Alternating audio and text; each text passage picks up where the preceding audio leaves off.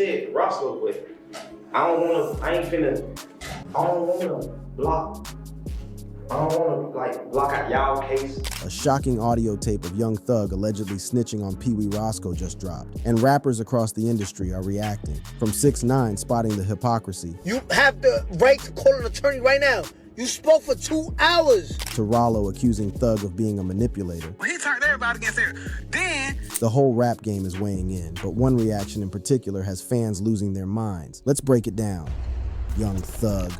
The moment that interrogation audio leaked, Thug wasted no time jumping into the fire. And honestly, he had no choice. The tape was way too damaging. Just listen for yourself. This Wayne from New Orleans. I'm from Atlanta. This in Atlanta, and I was in New Orleans. I said, what the fuck? That was so weird. This damn shot it into us. I don't know.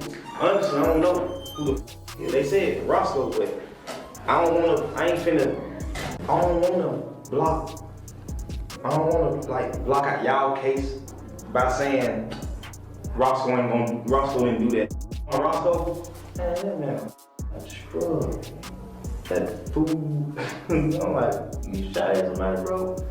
But I don't know, cause every day nigga fuck ball. I don't know. I honestly don't know.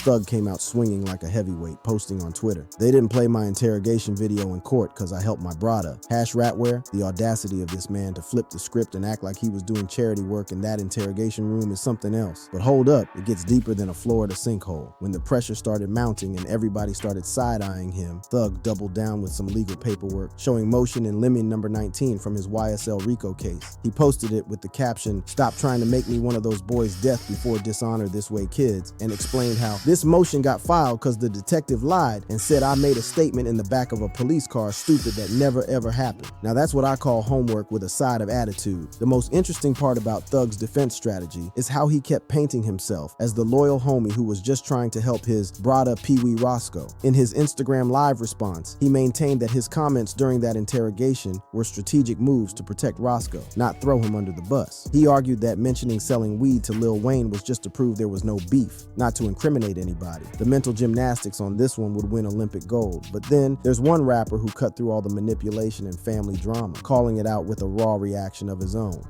6ix9ine. 6ix9ine came out the gate swinging like he had been waiting his whole career for this moment, and honey, the man did not disappoint with his level of petty mixed with facts. In his Instagram stories reaction, Tekashi said, "Yo, I just want to know where all the energy at. The Young Thug situation, I stood quiet 2 days just watching it play out, watching what excuses the people come up with. Every day, every year, every time I come out, y'all move the goalposts further. Oh, nah, bro, it's different. No, it's different. Like, before 12 in the afternoon, like, that's a forbidden rule." The audacity of this rainbow-haired menace to mock the excuses people were making for Thug while pointing out the obvious hypocrisy had me rolling on the floor. But 6ix9ine wasn't finished roasting everybody. He went straight for the throat of Atlanta's biggest names with surgical precision. He called out Future, Lil Baby, and 21 Savage for their silence, asking, "Where's all the energy at? Why hear everybody quiet? Why Lil Baby, 21 Savage, Future? Why you not saying nothing?" The man basically called out the entire Atlanta rap scene for being selective with their snitch shaming. And honestly, he had a point sharper than a freshly sharpened knife. What made 6ix9ine's response even more savage is how he owned his own cooperation while highlighting the double standards. He stated, I wore my from day one. Yeah, I did it in what? I'm outside. Y'all know I'm outside. Outside. I never told on my friends. I don't tell on my friends. This wasn't my man. The way he contrasted his honesty about snitching with the excuses being made for Thug was like watching a masterclass in trolling with facts as ammunition. The most devastating part of 6ix9ine's commentary was when he mocked the length of Thug's interrogation, pointing out the man basically said what everybody was thinking but was too scared to say out loud. If you're gonna preach about not talking to police, maybe don't have marathon conversations with detectives. 6ix9ine turned the whole no snitching debate on its head by being the only one honest about the reality of the situation. While 6ix9ine was busy exposing the hypocrisy from New York, the man actually mentioned in Thug's interrogation was getting ready to defend his homie with the loyalty of a golden retriever, proving that sometimes the streets really do have your back when the going gets tough. Pee Wee Roscoe. Pee Wee Roscoe came through for young Thug like a ride-or-die homie should, defending him harder than a mother protecting her cubs, and the loyalty was so thick you could cut it with a butter knife. In his Instagram live defense, Roscoe said, "Politicking, man, Jeff, clean as Listerine, man, clean as Ivory soap. You feel what I'm saying? I done the time, I did that. That's what you supposed to do. When you go in the interrogation room, that's what you do. He told me, man, we sell the Wayne Carter weed. What the f is wrong with you? You feel what I'm saying? No, a statement is this right here. Lineup selective. That's him. He did that. He didn't do that. He did what a taxpaying citizen do, a real street nigga. Kept it solid, kept it overly real, you feel what I'm saying? Really tried to pull me out the hole.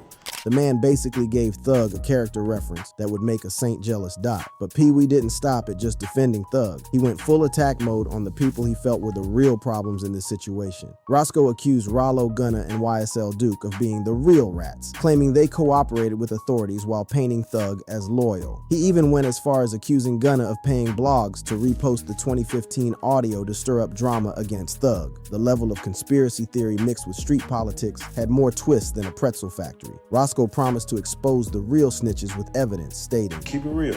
When I was locked up and Jeff was locked up, we went viral when they was like, that's the type of friend you want." He was like, "Man, Roscoe ain't told y'all the damn thing."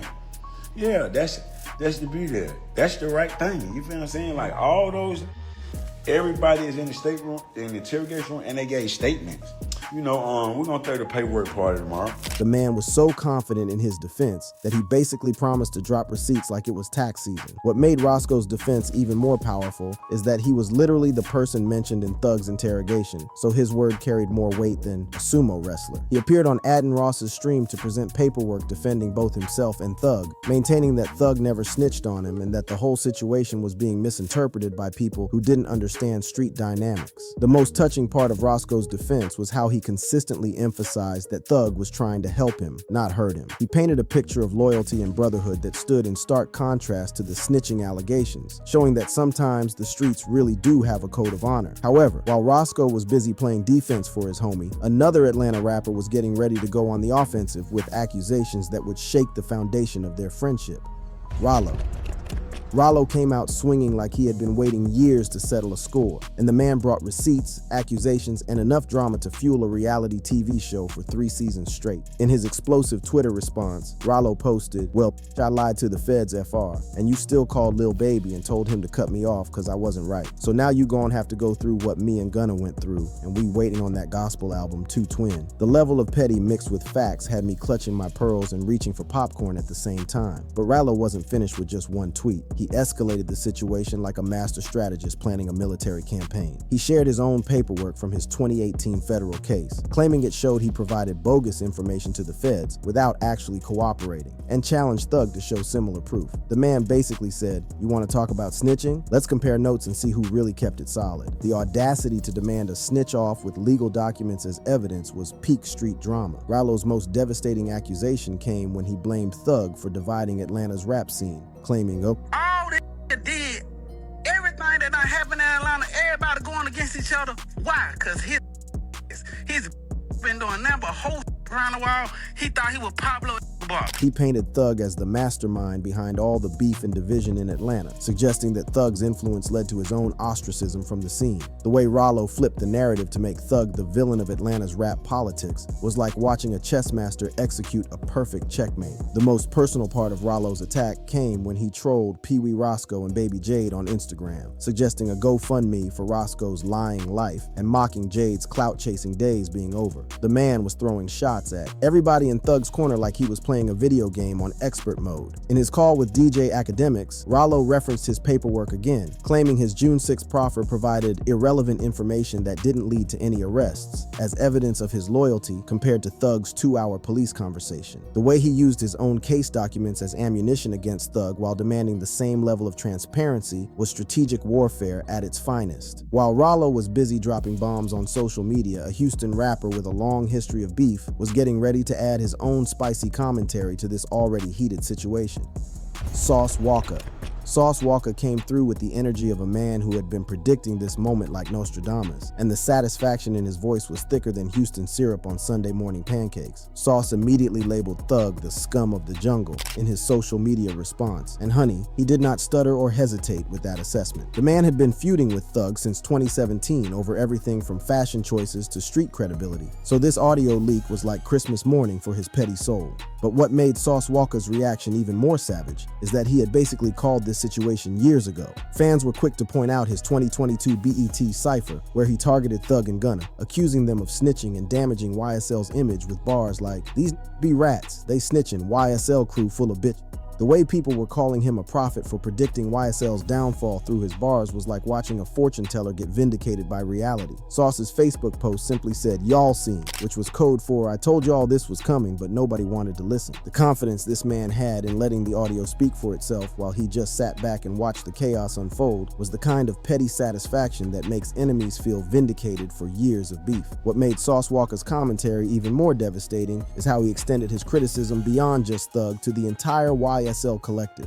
He went after Rollo and Pee Wee Roscoe too, suggesting that the whole crew was tainted by snitching culture, painting YSL as a collective that betrayed street code rather than just individual members making bad choices. The most brutal part of Sauce Walka's reaction was how he tied everything back to his years-long assertion that Thug wasn't the street figure he portrayed himself to be. From their 2017 beef over Thug's fashion choices to their 2020 disagreement about verse prices, Sauce had been painting Thug as inauthentic for years, and this audio leak was the ultimate receipt for his accusations. The man basically got to do a victory lap while everybody else was scrambling to make sense of the situation. But while Sauce Walka was celebrating his prophetic powers from Houston, a well-known snitch and Young Thug's former collaborator for years was getting ready to deliver his own criticism in the most subtle way.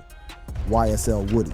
YSL Woody came into this situation with all the credibility of a man who had already admitted to lying for years, but somehow still managed to make the drama even messier than a toddler eating spaghetti. Woody's main response wasn't even about Thug's snitching allegations. Instead, he went after Pee Wee Roscoe with a personal attack, saying, Pee Wee, don't forget about that trans story.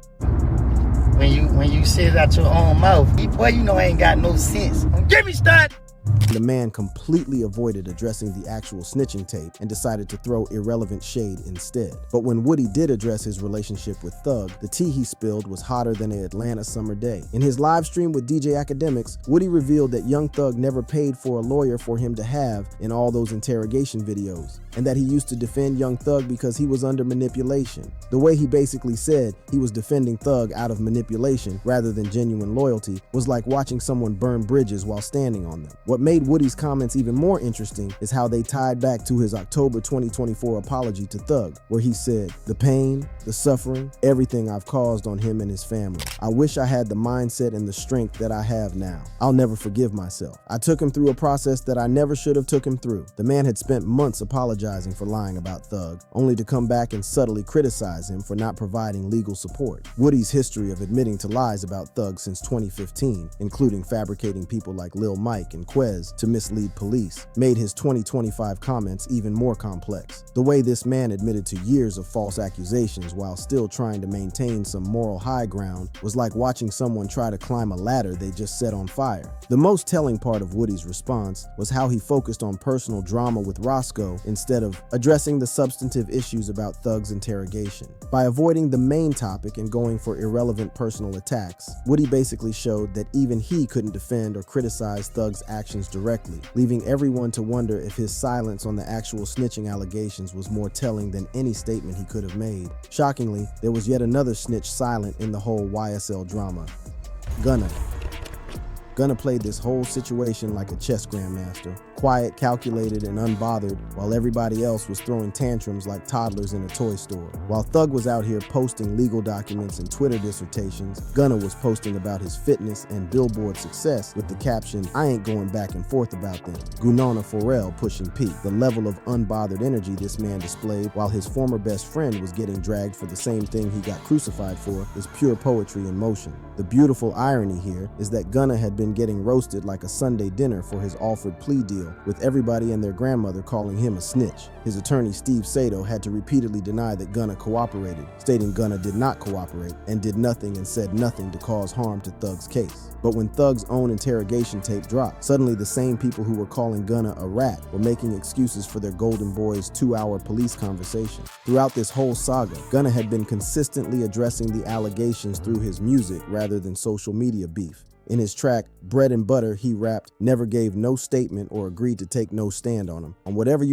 on, then trust me, I'ma stand on it." Lawyers and the DA did some sneaky fell for it. The man was telling his truth through bars while everybody else was arguing on Twitter like teenagers. When Thug's interrogation audio surfaced, Gunna's response was basically radio silence mixed with subtle flexing. On his album, The Last One, he addressed Thug's deleted tweet with the line, "Nigga had tweeted my name, must have had to be a typo," showing that level of petty sophistication that only comes from being vindicated by karma. While Thug was scrambling to explain his police conversations, Gunna was dropping hit records and proving that sometimes the best revenge is success. The most savage part about Gunna's approach is how he let the streets do the talking for him. Fans immediately started demanding that Thug apologize to Gunna, with viral posts saying, "Not mad at video, mad at the fact you disowned your brother Gunna over doing what he had to do. System used him same way they used you." Gunna didn't have to say a word. The irony was speaking louder than a megaphone at a library. But while Gunna was taking the high road with class, one of the industry's powerful voices had his own perspective that was about to add another layer to this already complex situation. Wack 100. Wack 100 entered this conversation with the bluntness of a sledgehammer meeting a glass house, and the man did not come to play games or sugarcoat anything for anybody's feelings. In his call with DJ Academics, Wack stated, "Telling is telling." The man basically held up a mirror to Thug's face and said, "Look at yourself with the same energy you judge others." But what made Wack 100's response even more interesting is how he balanced his criticism with respect for Thug's artistry. He made it clear that he still respects and supports Thug as an artist, while maintaining that his actions in the interrogation were still snitching by street standards. The way he separated personal feelings from street principles showed a level of mature thinking that's rare in these heated situations. Wack 100's most fascinating contribution was his 10 new street rules, plus a bonus one, including gems like, Number one, you can snitch on somebody who snitched on you first. Hey, that's the first new rule that's being proposed for the New Testament of the streets. Rule number one, you can snitch on somebody who snitched on you first. That means the man basically tried to update the street code for modern times like he was releasing a software patch for criminal behavior. What made Wack's perspective especially valuable is how he compared Thug's situation to Gunna's, noting, I just won't disrespect his name. Now, Gunna, I'll call him a rat. Thug, I'll tell you what he did in the interrogation room is against the rules. He shouldn't have did it. He said too much, did too much. There's no explanation for that. He's dead wrong. But I won't disrespect his name because, that's my partner, man. You know what I'm saying? That's my partner. the way he acknowledged his own bias while still maintaining his principles showed the kind of honest self-reflection that's rare in hip-hop commentary. Wack 100's approach to this whole situation was like watching someone try to be the reasonable adult in a room full of emotional teenagers, attempting to create new frameworks for understanding these complex situations while still holding people accountable for their actions. Charleston White. Charleston White came out the gate harder than a prison door slamming shut, and the man delivered his criticism with the energy of a fire and brimstone preacher who caught someone stealing from the collection plate. In his viral Instagram rant, White said, "I'm finna slaughter Young Thug. Say, listen, I prophesied this. Right now, say TCV is looking at all this old videos. I told y'all Young Thug will go tell it. First thing they tell you before you sit down is, you do know you have the right to remain silent. Anything you say can and will be used against you in court. You have a right to attorney. You have a right to have an attorney present. Right then and there, you don't want to talk no more." But I thought, we don't talk to police. The man basically gave Thug a lecture about Miranda rights like he was teaching a criminal justice class. But Charleston White wasn't satisfied with just pointing out the obvious hypocrisy. He went straight for the jugular by comparing Thug's situation to Gunna's treatment. White said, "A 2-hour interrogation, and you mad at Yak got it. You mad at Gunna. Gunna don't have no interrogation tape, and everybody mad at Gunna. This is what I tell y'all: hip hop is fake. They pick and choose. The way he exposed the selective outrage while highlighting Thug's hypocrisy was like watching a surgeon perform an operation with a rusty knife. Charleston White's most savage moment came when he told Thug to turn in your jersey and join the tattletale side, saying, You didn't take the stand, but you told me. This is why y'all ship sunk. The whole YSL tail group was a loose lip full of boys. They weren't just talking in the interrogation room, they was talking on record too. Confessing on record. The man created a whole new nickname for YSL Tell, and honestly, that wordplay was diabolical and genius at the same time. White even went as far as celebrating YFN Lucci's loyalty in contrast to Thug's alleged snitching, showing love to Lucci and his gang for not folding under pressure. The way he flipped the script to praise Thug's enemy while roasting Thug himself was like watching a masterclass in psychological warfare mixed with street politics. Charleston White's courtroom-style YouTube video where he dressed as a judge and put Thug and Lil Woody on trial was the perfect combination of comedy and criticism. The man turned his criticism into a full theatrical performance, showing that sometimes the best way to make a point is to make it entertaining while keeping it brutally honest. While Charleston White was busy roasting everybody with theatrical flair, a major hip-hop media personality was getting ready to break down the situation with insider knowledge and industry connections.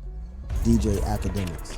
DJ Academics stepped into this situation with the confidence of a man who had been collecting receipts and insider information for years, ready to spill more tea than a British afternoon party gone wrong. Academics revealed the most damaging information about Thug's behind-the-scenes actions, posting, I've been told y'all, Thug told Dirk Baby and a few other rappers that Gunna was no good while he was incarcerated. Meaning, it ain't no way he can come back out and justify rocking with Gunna when he told niggas not to rock with Gunna when he was locked. The way Academics exposed Thug's puppet master moves from prison was like watching a chess game where all the moves finally made sense. But Academics didn't stop at just revealing Thug's influence campaign. He broke down the whole strategic plan that backfired spectacularly. He explained how Thug originally wanted to drop on Gunna release date and was going to have Baby and Dirk as features. Those features didn't end up on his project, but he literally sent the message to them saying, I don't f with that and I want to drop on his date. The man basically exposed Thug's failed attempt to sabotage Gunna's comeback while using other rappers as weapons in his personal beef.